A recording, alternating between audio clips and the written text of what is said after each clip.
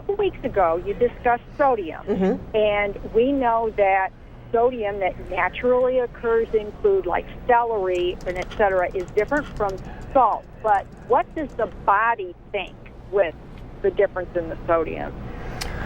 I mean, that's a good question. I mean, I think we have to just assume that, sodium is sodium is sodium, and so it's just amount, and it's probably about the amount and how quickly it gets in. And so, there's just a sheer lower amount when you eat vegetables. I mean, it's a naturally occurring sodium. Is that different than, sodium from a salt shaker or, sea salt? I think there's some theories that things like sea salt and naturally derived salt from vegetables is better.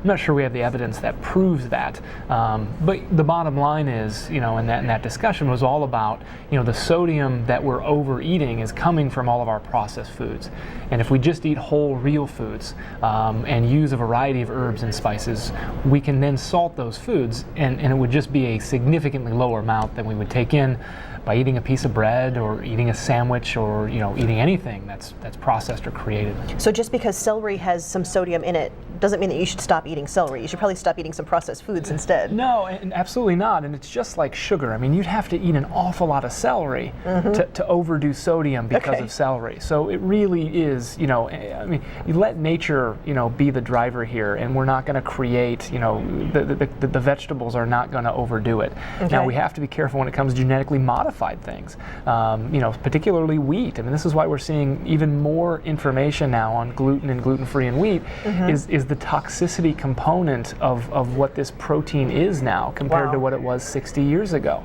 Wow. And it's novel. I mean, it's new. The body's not seen it before. And now we're seeing, addiction and habit-forming behavior form because of this protein. So, just like fruits and vegetables, I think we've probably modified bananas and apples to be a bit sweeter than they used to be. Okay. So we want to be careful with that, but I still think, you can eat as much of that as you want. You're not going to overdo it when it comes to sodium and sugar when you eat real food.